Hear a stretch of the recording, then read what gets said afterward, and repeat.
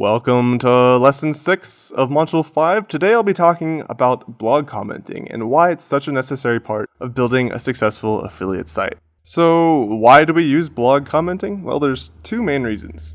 First off, it's a great tactic for building relationships and traffic. Leaving thoughtful comments can actually build your relationships with other site owners, which can lead to writing guest posts or mentions on other blogs or co-creating a product or many other types of opportunities. Here's a good example. When Tung started his blog, Cloud Living, he regularly left comments on Spencer Hawes' blog, Niche Pursuits, which gave him a little bit of name recognition, right? If you comment on somebody's blog enough, they'll start to recognize your name.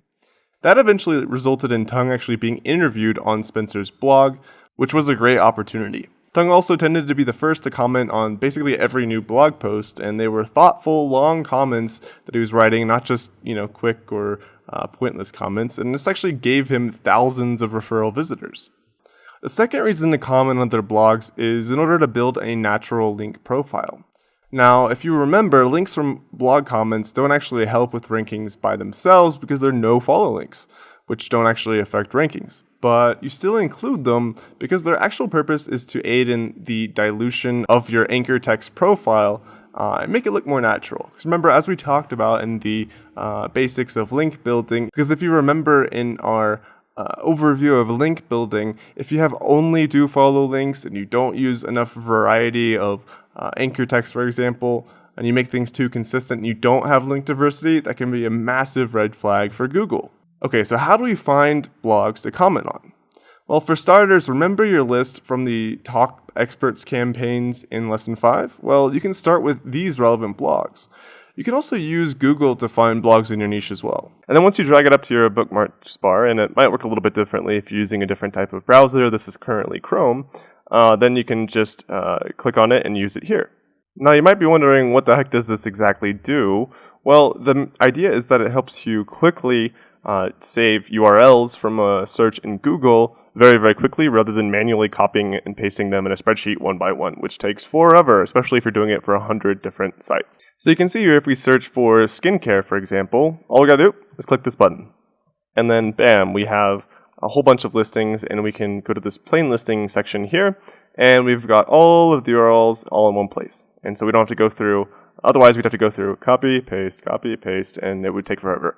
Now, we want to actually maximize this process, so there's a couple things we can do to allow us to grab even more different websites even faster. So you're going to want to go to search settings here on the right side of Google, and you're going to want to change your search results to show 100 rather than just 10. Now this will allow us to grab, rather than just 10 results at once, we can actually grab 100 then. Okay, so the first thing you're going to need to do before you're allowed to change this bar is to change this option to never show instant results, which then allows you to move this bar, and then you just slide it up, and now we've got 100 search results, and every time we search in Google. Now, you might want to turn this back off after you go through this process, because it'll slow down your searches in Google in the future for your everyday use, but for now, it's going to be very, very helpful. Okay, so once you do that, don't forget to scroll down and hit save. And then now, when we try and search for skincare, we now have a whole long list at once. So when we hit this button, it now gives us a list of, over 100 different websites that we can save all at once as well. Now we've also, if you remember in the last lesson, we went through the process of already finding different lists of blogs as well and different search operators you can use in Lesson 5 as we went through the Top Experts campaign.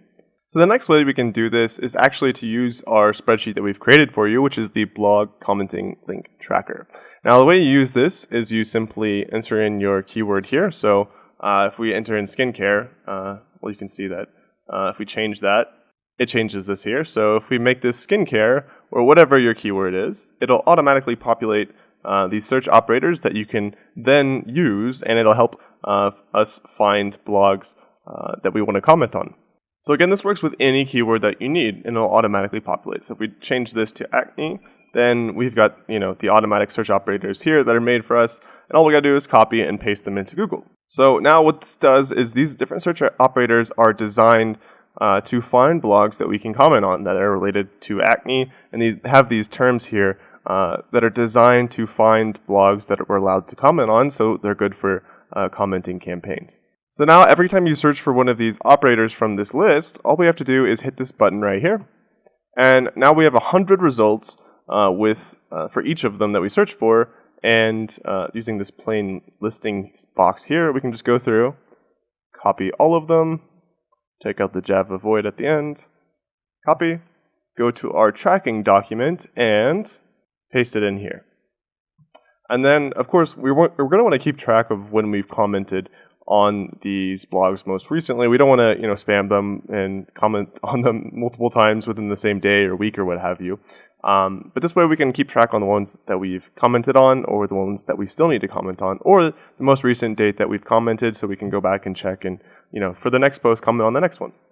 So the next and final step for this is just to go through one by one and leave a comment.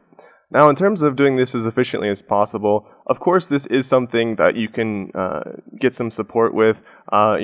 People have VAs do this all the time. However, most VAs won't leave good comments. So if you remember, we've talked about some qualities of a good comment that'll actually be effective. So if you're going to get support with this, I would recommend not using just a cheap VA to do it, but instead, training a writer who's a good writer to do something, because they'll actually understand how to leave a good comment much more effectively than some random low-skilled VA. So, and definitely make sure that any comment which is left is, of course, always helpful and useful and not overly self-promotional, using the tips that we're talking about in this lesson. Okay, now you've found your blogs. Follow these tips for getting the best results from your blog commenting campaign.